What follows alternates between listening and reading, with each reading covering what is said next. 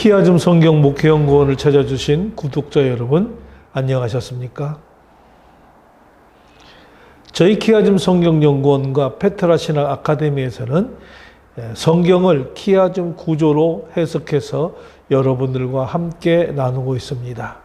키아즘 구조를 통해서 하나님의 의도, 목적과 계획과 뜻이 무엇인지를 잘 알 수 있도록 해서 성경이 주는 하나님의 말씀이 무엇인지를 잘 이해하도록 저희들이 함께 나누고 있습니다.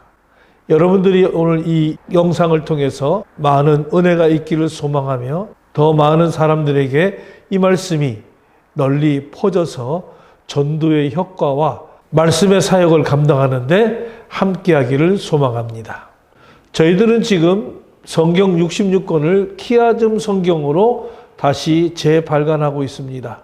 여러분들이 키아즘 구조를 통해서 더 성경을 이해할 수 있도록 하나님의 의도를 찾아가는데 보다 더 쉽게 성경을 재출판을 하고 있습니다. 많은 관심을 가져주시면 고맙겠습니다. 키아즘 성경이라고 하는 것이 무엇인지를 여러분들과 함께 나누고 있습니다. 그래서 키아즘 성경 해석법과 또 키아즘을 통해서 어떻게 설교할 것인가, 키아즘 설교 프레임을 만들어서 여러분들과 함께 나누고 있습니다. 언제든지 여러분들 문의해 주시면 단체든 개인이든 언제든지 여러분과 함께 나눌 수 있는 시간을 마련하고 있습니다. 많은 관심 부탁을 드립니다. 오늘 제가 여러분들과 함께 할 수 있는 키아즘 성경 해석은 잠언서 23장 29절로 35절의 말씀을 여러분들과 함께 하도록 하겠습니다. 그러면 먼저 제가 잠언서 23장 29절로 35절의 말씀을 봉독해 올리고 키아즘 구조와 또 말씀을 잠시 나누도록 하겠습니다. 재앙이 네게 있느냐, 근심이 네게 있느냐, 분쟁이 네게 있느냐, 원망이 네게 있느냐, 까닭 없는 상처가 네게 있느냐, 붉은 눈이 네게 있느냐, 술에 잠긴 자에게 있고 혼합한 술을 구하러 다니는 자에게 있느니라. 포도주는 붉은 잔에서 번쩍이며 순하게 내려가다니 너는 그것을 보지도 말지어다. 그것이 마침내 뱀같이 물 것이요 독사같이 쏠 것이며 또 내 눈에는 괴이한 것이 보일 것이요 내 마음은 구부러진 말을 할 것이며 너는 바다 가운데 누운 자 같을 것이요 돛대 위에 누운 자 같을 것이며 네가 스스로 말하기를 사람이 나를 때려도 나는 아프지 아니하고 나를 상하게 하여도 내게 감각이 없도다. 내가 언제나 깰까 다시 술을 찾겠다 하리라. 오늘은 잠언 23장 29절로 35절의 말씀을 통해서 우리는 이 술에 대해서 좀 이야기를 해보려고 합니다. 그래서 술 취함과 그로 인한 폐해의 경고에 대한 말씀을 여러분들과 나누게 되겠습니다. 그러면 이 본문을 통해서 우리가 키아즘 구조를 한번 살펴보도록 하겠습니다. 자, 이 키아즘 구조는 아주 전형적인 키아즘 구조로 형성이 되어 있는 것을 우리가 볼 수가 있습니다. 29절의 A, 질문 형식으로 제시되는 이 술 취함의 부정적인 결과와 그 다음에 A- 술 취함의 심화된 결과에 대한 부분들이 병행을 이루면서 A와 A-를 구성하고 있습니다. 그 다음에 23장 30절 술 취함의 원인과 주체에 대해서 있으며 술에 잠긴 자라고 하는 내용에 그 다음에 B-는 술 취한 자의 무력하고 위험한 상황에 대해서 서로가 병행을 이루면서 B와 B-를 볼 수가 있습니다. 그 다음에 31절에 술의 매혹적인 외모에 대해서 직접적인 경고가 나오고 그 다음에 C- 술 취한 자의 왜곡된 시각과 정신 상태에 대해서 이야기를 해서 C와 C-가 병행을 이룹니다. 그러니까 오늘 이 본문은 29절로부터 35절까지의 핵심은 뭐냐? 바로 이 D입니다. 술의 본질적인 위험성. 그래서 뱀과 독사에 비유된 어떤 파괴적인 결과를 보여주는 것이 술이다.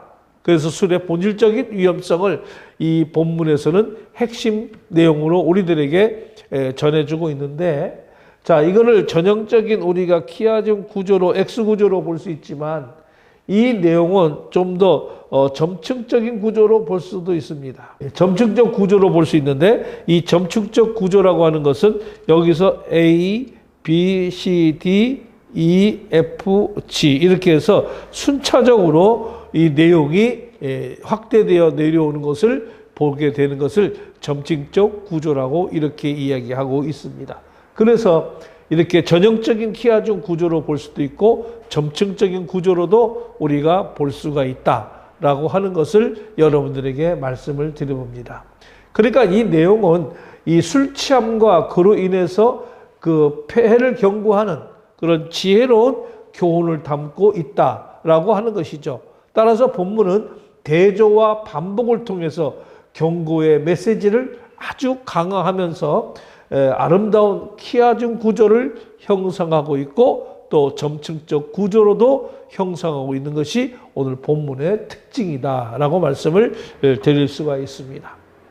자, 그래서 이 키아즘 구조를 통해서 약간의 구조 분석을 우리가 좀 해볼 수 있는데, 자, 이 본문의 구조 분석은 우선 핵심부터 볼 수 있다면 이 핵심의 뒷부분은 바로 이 뱀과 독사라는 그런 아주 강렬한 비유를 통해서 술의 궁극적인 그 파괴력을 강조하고 있는 것이죠.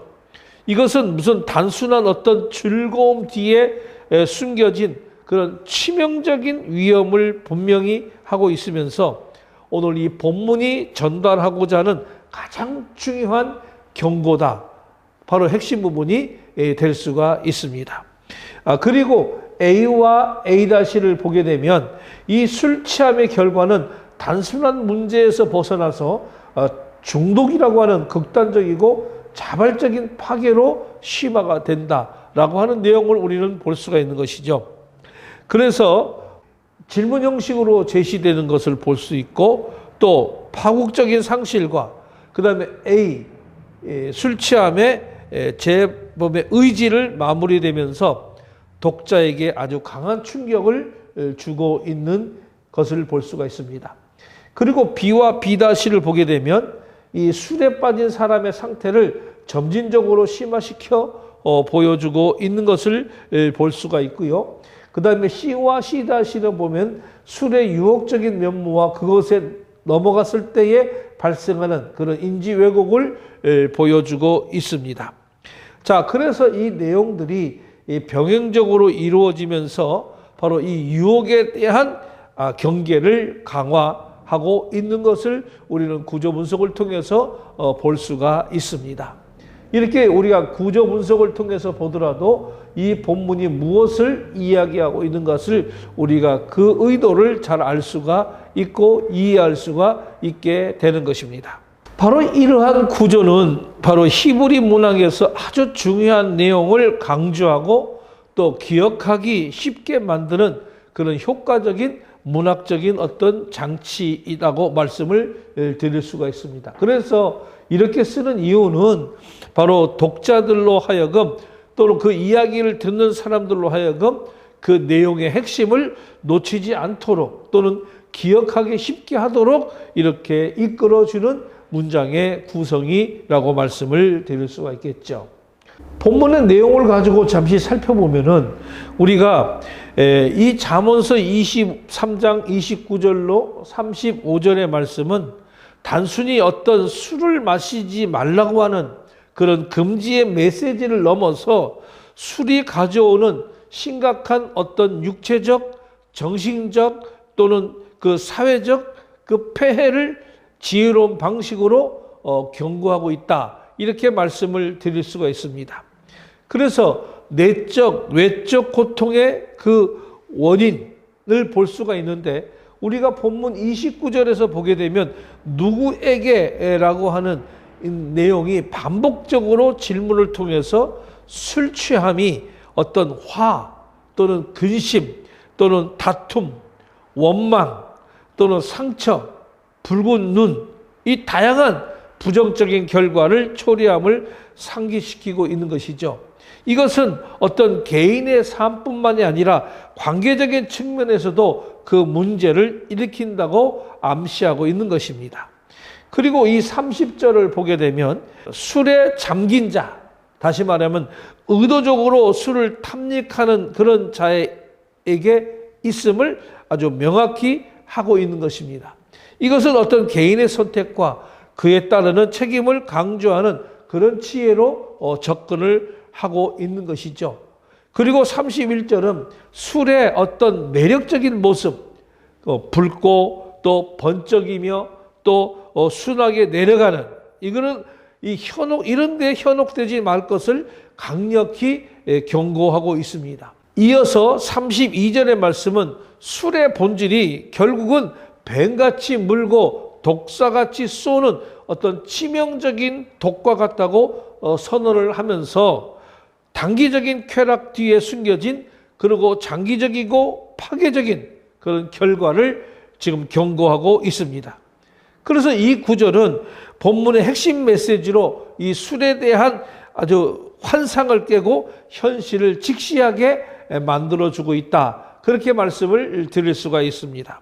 그리고 33절과 34절을 보게 되면 술 취한 상태는 괴이한 것이 보이고 마음은 구부러진 말을 하는 등 인지 능력과 판단력이 마비되고 심지어 바다 가운데 누운 자나 또는 돛대 꼭대기에 누운 자처럼 생명이 위태로운 상황에서도 이를 인지하지 못하는 그런 무력함을 보여주고 있는 것이죠.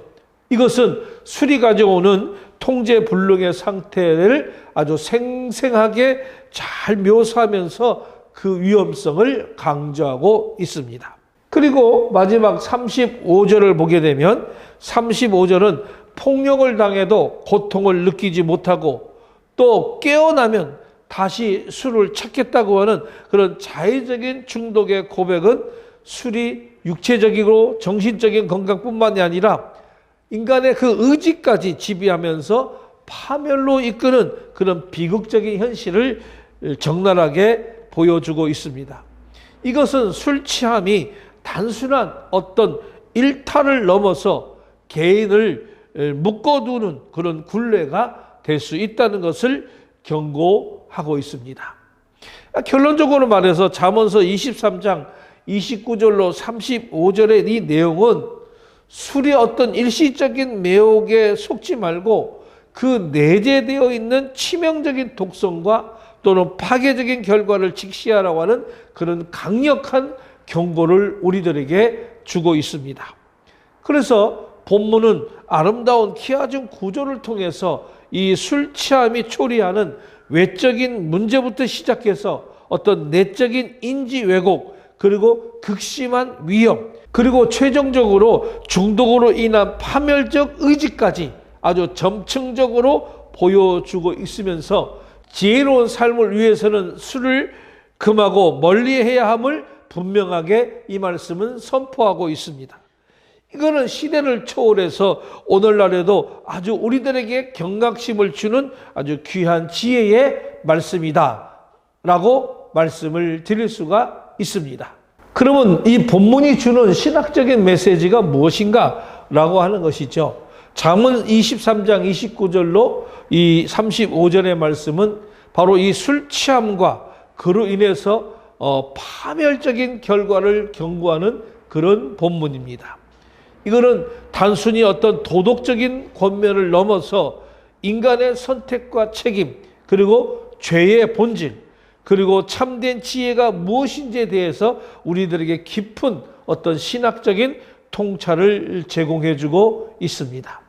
자, 그래서 그 첫 번째는 참된 지혜와 어리석음의 대비입니다. 잠언서 1장 7절에 이렇게 얘기합니다. 여호와를 경외하는 것이 지식의 근본이다 라고 강조를 하면서 바로 이 하나님의 창조와 그분의 말씀에 순종하는 삶을 지혜로운 삶으로 우리들에게 제시해주고 있습니다. 이 술에 대한 경고는 이러한 지혜로운 삶의 영역에 속하면서 육체의 쾌락을 쫓아 자기의 파괴적인 길을 걷는 그것은 하나님이 주신 지혜를 멸시하는 그런 행위다 라고 하는 것을 시사합니다. 술에 탐닉하여 스스로 고통을 좌초하고 이성을 잃어버리며 심지어 파멸의 상태에도 깨달지 못하고 다시 죄를 갈망하는 그런 모습은 바로 하나님의 형상으로 창조된 인간이 어리석음에 빠졌을 때에 얼마나 자기 파괴적인 존재가 될 수 있는지를 여실하게 보여주고 있습니다. 이것은 하나님의 선한 창조 질서를 거스리는 죄악된 모습이다 라고 말씀을 드리고 있습니다. 두 번째는 바로 인간의 자유의지와 도덕적 책임이죠. 우리가 30절에서는 이렇게 얘기했습니다. 술에 잠긴 자에게 혼합한 술을 찾으러 다니는 자에게라 라고 하는 이 구절은 술로 인해서 모든 고통과 폐해가 외부의 강제가 아닌 인간 스스로의 잘못된 선택에서 비롯된 것이라고 분명하게 말하고 있죠. 그리고 31절은 그것을 보지도 말지어다 라고 강력하게 경고하면서 우리가 유혹 앞에서 인간이 자신의 의지에 단호하게 죄를 거부할 책임이 있다고 하는 것을 촉구하고 있습니다. 여기에서 우리가 보지 말라라고 하는 말이 나와요. 이것은 아주 강한 금지의 명령입니다. 그러니까 술을 보지 말라고 하는 것은 단순히 마시지 말라고 하는 그런 차원을 넘어서 시각적인 유혹, 즉 술의 이런 매력적인 외모조차에도 이끌리지 말라, 쳐다도 보지 말라라고 하는 그런 경고를 볼 수가 있습니다. 술 취함으로 인해서 발생하는 화, 근심, 다툼, 상처, 왜곡된 시각 등등 모든 부정적인 결과에 대한 책임은 궁극적으로 그 술을 택한 개인에게 있습니다. 이것은 하나님 앞에서 자신의 행동에 대해서 응당 책임을 져야 하는 바로 인간 존재의 도덕적 위치를 강조하는 신학적 메시지입니다. 세 번째는 죄의 본질과 중독의 영적인 의미입니다. 오늘 본문 31절과 32절은 술의 겉모습이 붉고 잔에서 화려하게 번쩍이며 순하게 이렇게 보이지만은 결국 뱀같이 물 것이요 독사같이 쏠 것이라고 하는 그런 비유를 통해서 죄의 본질을 아주 적나라하게 폭로하고 있습니다. 죄는 처음에는 아주 달콤하고 매력적으로 우리에게 다가오지만은 그 본질은 아주 치명적이면서 궁극적으로 생명을 파괴하고 그리고 죽음에 이르게 하는 힘을 가지고 있습니다. 35절의 말씀을 보면 그들이 나를 쳐도 나는 아프지 아니하고 나를 때려도 내게 감각이 없도다. 내가 언제나 깰까? 그리고 다시 술을 찾겠다 하리라. 술 잡수시는 분들은 이것이 무슨 내용인지를 너무나도 잘 알 수가 있는 것이죠. 이 절규는 죄로 인한 어떤 영적인 무감각과 중독의 비극성을 우리들에게 극대화하면서 보여주는 것입니다. 죄가 반복되면 인간의 양심은 마비가 되는 것입니다. 그리고 죄의 결과를 인지하지 못하고 급기야 죄에서 벗어나려고 하는 그런 의지마저도 아주 상실하게 되어서 우리는 죄의 노예가 되는 그런 모습을 보여주게 되는 것이죠. 이거는 죄가 인간의 그런 전 존재를 아주 사로잡아서 영적으로 병들게 하고 하나님과의 관계를 단절시키는 그런 치명적인 힘을 가지고 있다는 것을 신학적으로 조명을 하고 있습니다.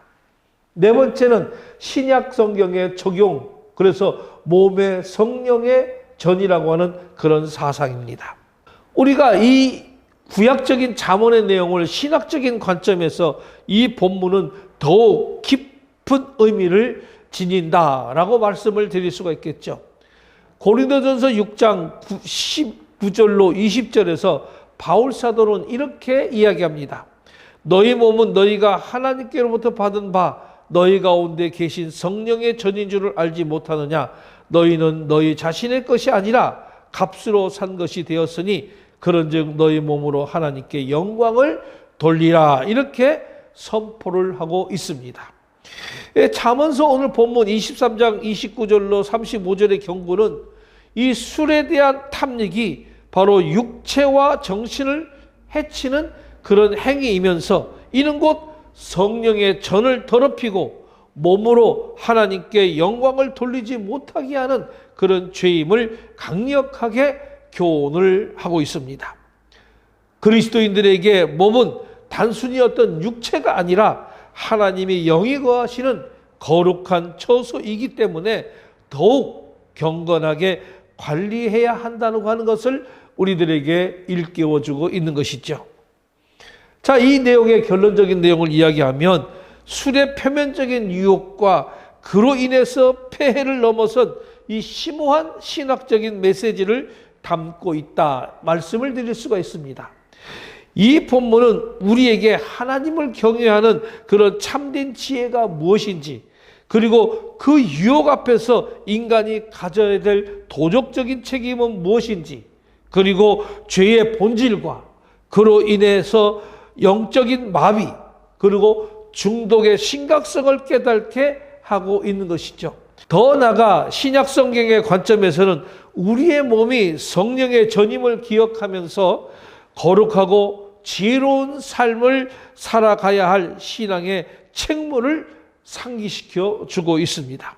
그래서 오늘 이 말씀은 모든 성도들에게 어떤 육체적 또는 영적 건강을 지키고 죄악된 유혹으로부터 우리의 자신을 보호하면서 하나님 앞에서 거룩한 삶을 살아가도록 권면하는 그런 말씀이 옳습니다. 그러면 이제는 우리가 술 취함이 인간의 영적 상태에 미치는 영향이 무엇인가를 좀 알아보도록 하겠습니다. 오늘 이 본문은 육체적, 사회적 폐해를 넘어서 인간의 영혼 깊숙이 파고드는 죄의 속성을 명확히 드러내고 있습니다. 그래서 영적 상태에 대한 그 영향을 우리들에게 미친다라고 하는 것입니다. 그 첫 번째로는 지혜와 분별력의 상실이죠. 그래서 영적으로 둔감이 되어집니다. 잠언 전체의 핵심은 무엇입니까? 바로 지혜이죠. 그래서 이 지혜는 하나님을 경외하는 것에서 시작이 되고 출발이 되는 것입니다. 술 취한다는 것은 이러한 지혜의 길에서 완전히 벗어나게 되는 것이죠. 진리의 인식의 왜곡. 오늘 보면 33절에 보면 이렇게 얘기합니다. 내 눈에는 괴이한 것이 보일 것이요 내 마음은 구부러진 말을 할 것이다.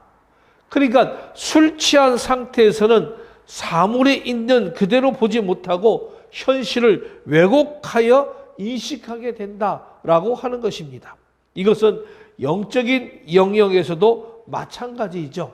그래서 술은 영적 진리와 하나님의 말씀을 명확하게 분별하고 이해하는 그런 능력을 마비시켜서 무엇이 옳고 그런지를 판단하는 영적 분별력을 아주 상실하게 만든다는 것입니다. 결국 하나님을 기쁘시게 하는 것이 무엇인지 또는 죄악이 무엇인지 깨닫지 못하는 이런 영적 둔감 상태에 빠지게 된다라는 것입니다. 두 번째는 영적 무감각과 회개의 기회를 상실한다는 것이죠. 우리가 오늘 본문 35절의 말씀을 보면 이렇습니다. 사람이 나를 때려도 나는 아프지 아니하고 나를 상하게 하여도 내게 감각이 없도다. 오늘 이 본문은 바로 육체적인 고통을 느끼지 못하는 상태를 우리들에게 묘사하지만은 이것은 어떤 영적인 고통과 또는 죄책감을 느끼지 못하는 그런 상태를 강력하게 시사하는 것입니다.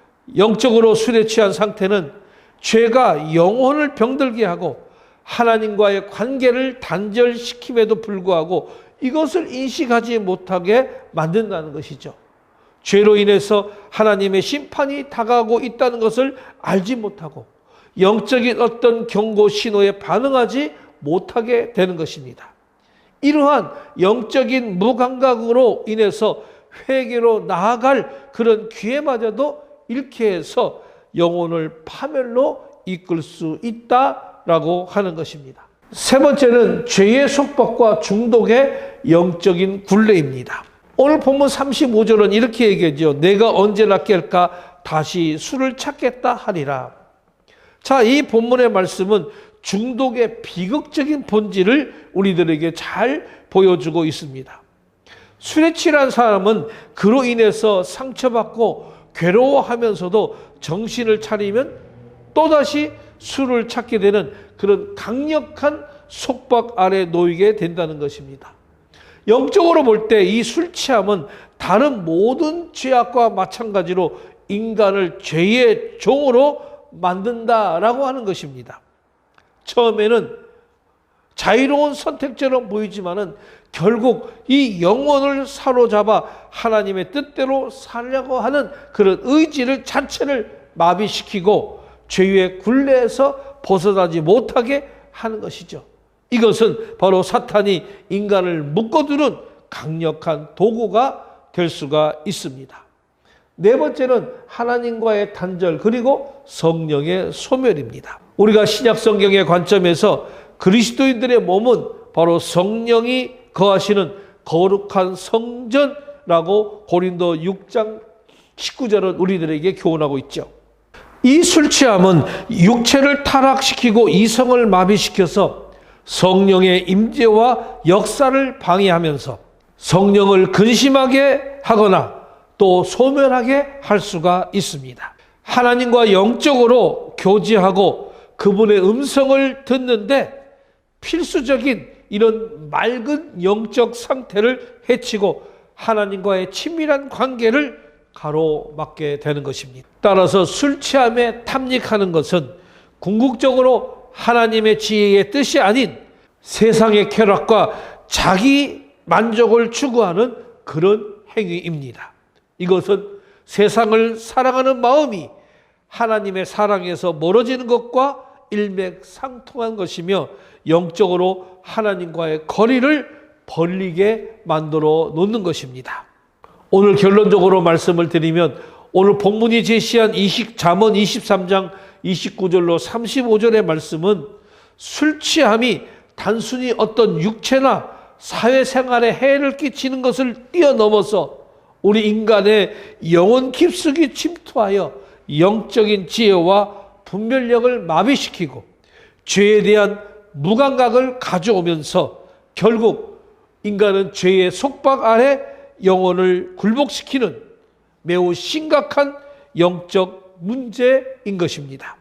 이것은 하나님과의 관계를 단절시키고 성령의 역사를 방해하면서 궁극적으로 영혼의 파멸을 초래할 수 있다고 하는 것을 오늘 이 본문이 우리들에게 강력하게 경고하는 그런 메시지 옳습니다. 오늘의 본문의 말씀을 여러분 다시 한번 잘 새기면서 묵상하면서 무엇이 우리들에게 유익한 것인가를 생각할 수 있도록 했으면 좋겠습니다. 지금까지 키아즘 성경 목회연구원과 페트라 신학교에서 제공하는 키아즘 성경 해석이었습니다. 저는 김독주 목사였습니다.